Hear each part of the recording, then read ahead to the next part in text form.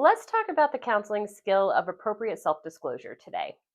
Appropriate self disclosure is a counseling skill where the counselor intentionally shares personal experiences, feelings, and insights to benefit the client, not to benefit the counselor. The goal is to model authenticity, normalize experiences, or to just strengthen the therapeutic relationship and build rapport. There are a couple of different purposes to the skill of appropriate self disclosure. First and foremost, one of the main reasons why we might use it is to build rapport and trust with the client. Sometimes, until the client can see that we're human and that we have some lived experiences that might align with theirs, they may not be as willing to engage in the therapeutic process and might lack some trust with their counselor. So, we can use some appropriate self disclosure to build that relationship and to build that trust. Another purpose is to normalize the client's experiences or emotions.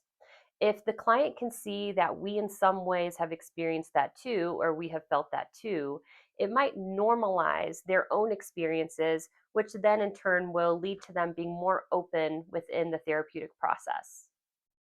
There are some guidelines that you should follow if you're considering self disclosing in session to a client. One is you want to make sure that you keep it very brief and relevant. These shouldn't be long stories that you're sharing in sessions, but instead maybe short statements or a couple of sentences. We really want to make sure that we keep it short and brief. We also want to make sure we keep it relevant and only sharing things that could potentially benefit the client. If you're finding the need to connect in session or you're feeling like you're getting something out of being able to share in session as the counselor, that's a call for you to take a step back.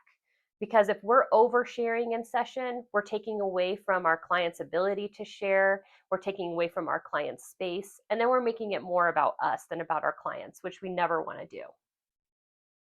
Another guideline to follow is to be mindful of the timing. One, not all clients will appreciate a counselor self-disclosure. And I've had some clients in the past say they really don't appreciate it because it takes away from their space. I've had other clients that have said, I really appreciate you disclosing that. It really humanized the process. So we really want to get to know our clients and be mindful of the timing. I wouldn't recommend disclosing too early on within the therapeutic relationship.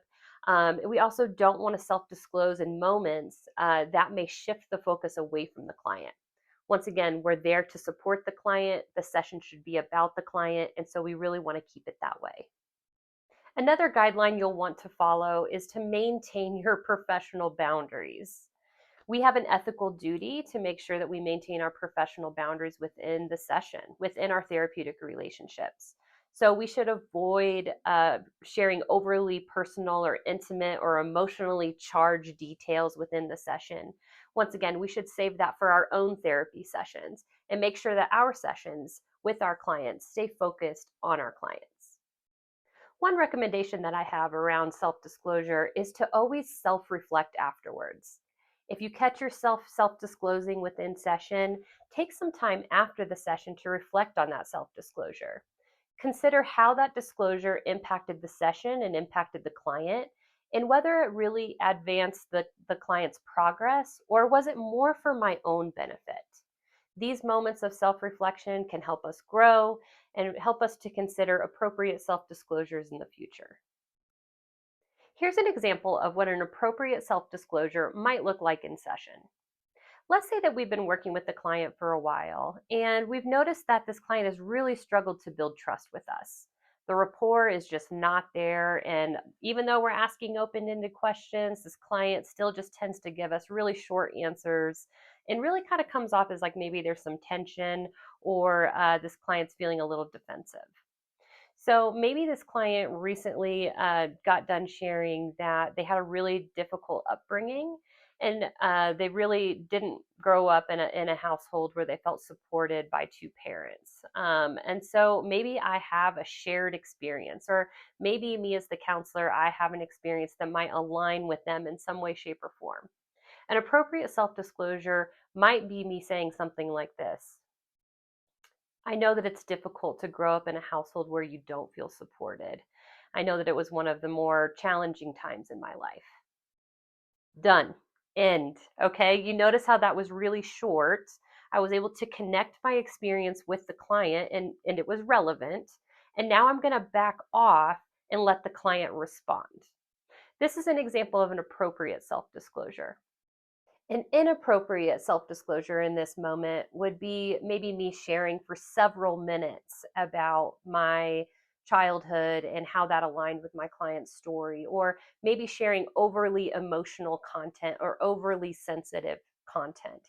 Maybe I start to share about how I was abused as a child, and I start to share the details of that and how that's impacted me.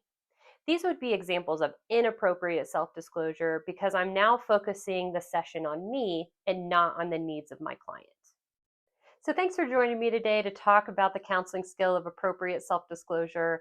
I'll see you next time on Therapist Things with Dr. King.